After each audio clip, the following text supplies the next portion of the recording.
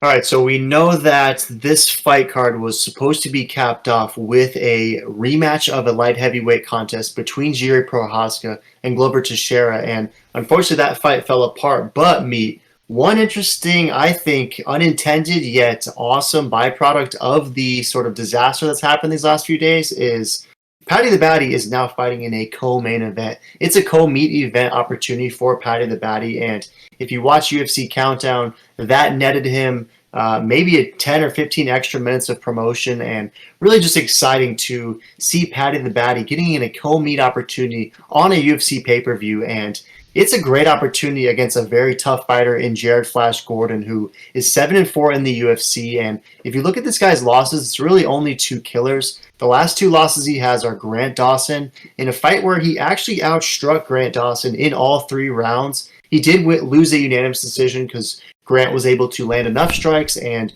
had about 7 minutes of control time. But nonetheless, Jared Gordon, it didn't look like he appeared to be a slouch in that fight at all. And he then lost to Charles Oliveira before that. And that was a fight he never should have been in the first place. But nonetheless, when he's fighting against guys who are not necessarily at the top of the top, the guys like Chris Fishgold, Danny Chavez, and then most recently Leonardo Santos and Joe Selecki, he was able to pick up those victories. And in that fight against Joe Selecki, that was his return to lightweight. And I think this is where Jared Gordon belongs. And I just can't wait to see what he looks like against Paddy the Baddy. And we know Paddy the Baddy, 19-3 overall, 3-0 in the UFC, coming in off three straight finishes, right? Luigi Venbamini, we meatlocked it. Some in the comments thought Luigi was going to win. Obviously, we were all over Paddy on that one. And then two nice wins after that against Rodrigo Vargas and most impressively, the Monkey King Jordan Levitt in a fight where he picked up performance of the night just like the other two contests, and I thought really took that next step because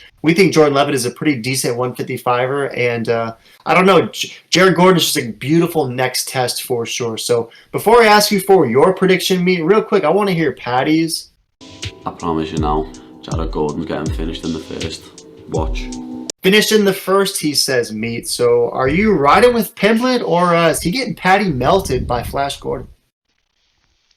Yeah, this is a fun matchup. It's always fun to see, Paddy the Baddy back in the octagon. I mean, hallelujah, this is amazing. Paddy's been looking great. Obviously, he's undefeated in the UFC. He's on an amazing fight win streak, spectacular fashion too. And he's going versus, Jared Gordon, Flash Gordon, Ryan Gordon's cousin. If you guys aren't aware of him, definitely check him out.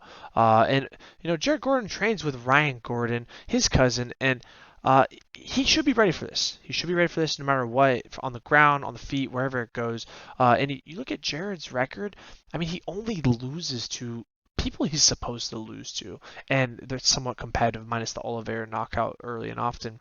But I just think I can't believe I'm even saying this because I've been riding Paddy since day one. I mean, so, I think Paddy's actually gonna come out with the first loss. For one, Paddy's got these new teeth. Who knows how his chin's gonna hold those new teeth?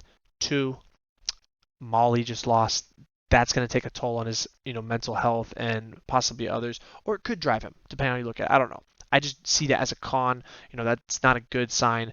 And then three, he's overlooking Jared Gordon. I think he thinks he's very bad when, if you look at Jared Gordon's resume and you look at those last four fights, Jared Gordon's pretty freaking legit. You might not like him outside the octagon, might not like him on the mic because he is kind of a dunce. But he does have skill. He is a tough dude, and I like that he's a 2-1 dog because he could definitely get this done. It would surprise me if Paddy just demolishes him, not even close, ragdolls for 3 rounds. If he knocks him out, it's like, hey, everyone can get caught, right? And Paddy's on a very good streak of knocking people out, and he was just the better fighter that night. But if he dominates Jared Gordon for 3 rounds, like Grant Dawson did, that would impress me a lot. But I just don't see it though. I don't think Paddy is a Grant or Charles Oliveira caliber. I think this is a big levels test, and I like the juicy odds for me. I hate that Paddy's gonna lose, or that I'm even going against him because he's amazing, he's funny, he's weird, he's awesome. But I just like Jared in this fight a lot, and I think he wins by KO or decision. Yeah, very interesting. If he is the first guy in the UFC to shut the lights off of Paddy, then that would be something, and it would be just simply an amazing moment for Jared Gordon because we know this guy ever since a very young age is someone who's had to overcome a lot of adversity in his life, and it always showcases in his fight style. I mean, he comes to fight, he bites down his mouthpiece, he's always in there working hard. Like, you'll never see Jared Gordon quit, and so if he's able to just really capitalize on the moment and steal the hype, at least for the night, from Paddy the Baddy, then that would be well deserved for sure. And if you look at Tapology, 88% is rolling with Paddy the Baddy. Majority is copper for that sub. Nearly 75% of it is rolling with that copper sub. Only 12% is rolling with Flash Gordon. Do you think, to Tapology's point, that if Paddy gets this done, that submission would be the most likely outcome for a Paddy finish?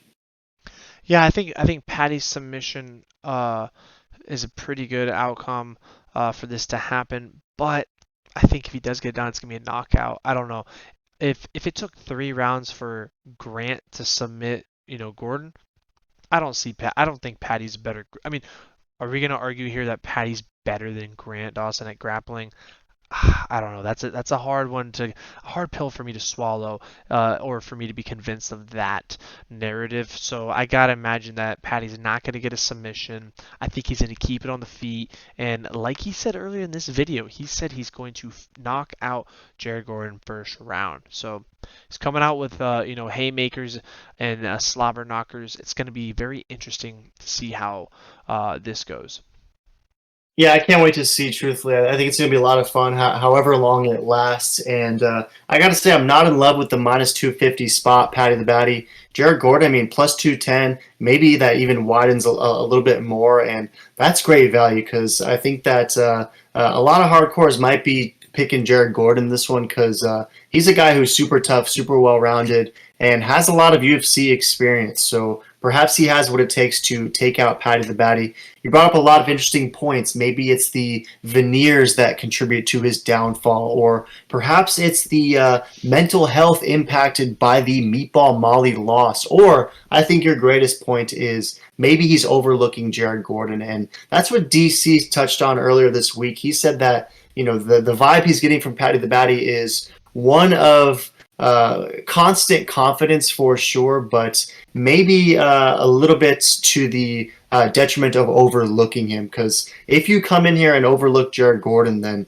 that's probably going to be a bad night for you. And ultimately, I don't know, Meat. I think that Paddy is going to come in this one ready to go, ready to capitalize on that moment. He just seems like a guy to me who, the bigger the moment is going to get, the more he will rise to the occasion, and he continues to do it fight after fight. So I'm anticipating perhaps he has to go through the fire a little bit. Maybe even drops around to Jared Gordon, faces adversity immediately, maybe eats a couple YOLO meat bombs, but I like Paddy to be able to survive and ultimately win rounds 2 and 3. And I see Paddy winning a tough decision in this one against Jared Gordon, and then hopefully spitting some absolute fire on the mic like he always does. Maybe he calls out Connor. Maybe we just get that ultimate super fight.